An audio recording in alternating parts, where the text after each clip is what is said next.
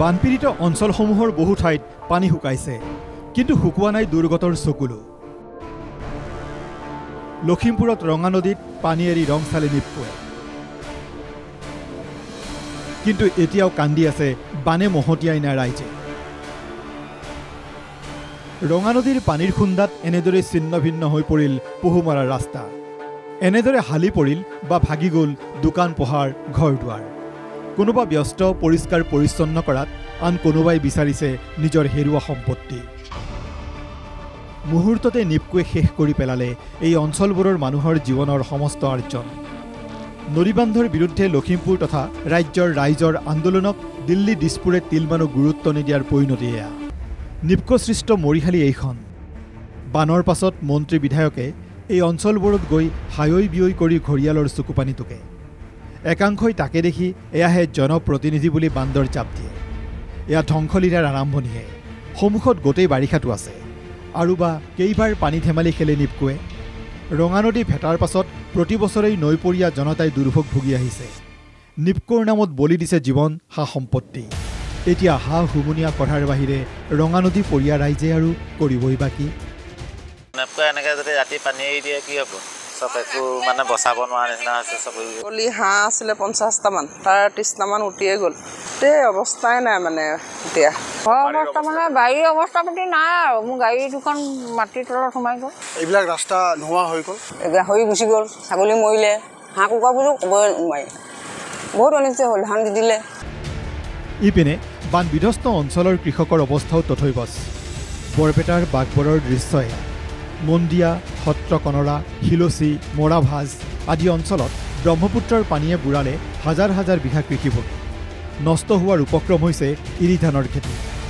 এবুকু এককাল পানীত নামি কেঁচা ধানকে চকুৱাত লাগিছে এইসকল লোক। খেতিৰ ধান মুঠিয়েই তেওঁলোকৰ বছৰটোৰ ভৰসা। তাকো যেতিয়া বলিয়া বানে ধুই নিয়াৰ উপক্ৰম হ'লে হাহাকাৰ কৰে মানুহবোৰে। কালি খেতিটো আমাৰ মানে শুকনা আছিল। আজি আহি কেনে ৰাতিপুৱা আহি কেনে চাইছোঁ একদম ডুবি গৈছে। এতিয়া মানে কামলা চামলা লৈ কেনে ডুবি মানে ধানটো কাটব লগা হৈছে। মন্দিয়াৰ পৰা ইমান বাঘবৰ লগি মোটামুটি হাজাৰ হাজাৰ বিঘা আছে, চব ডুবি গৈছে। যোগীঘোপাতো এবুকু পানীৰ তলত কৃষকৰ সপোন। ব্ৰহ্মপুত্ৰৰ বাঢ়নি পানীয়ে বুঢ়াই পেলাই আধা পকা আধা কেঁচা ইৰি ধানৰ খেতি। যোগীঘোপাৰ খেদি পুঁজিত শ বিঘাৰ ইৰি ধান বুৰ গ'ল বাঢ়নি পানী। এইসকল কৃষকৰ জীৱন নিৰ্বাহ যে জটিল হৈ পৰিব তাত কোনো সন্দেহ নাই। 400 বিঘামান হ'ব।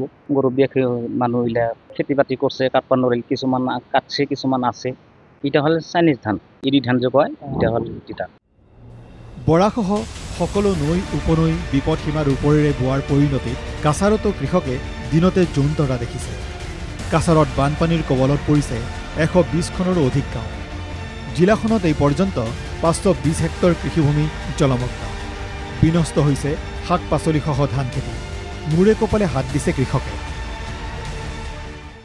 যাত খালি দৰিয়া আহিছে, অত 2 বিঘা ভেন্দি শেষ মৰিছে, 1.5 বিঘা হইব। খুব সুন্দৰীয়া দৰিয়া আহিছে, অত জল নিছে, নাই সব ডুবাই লিয়া গেছে গিয়া। আমার তো এলাকায় 1.5 বিঘা আসলো, গুণ গেছে গা।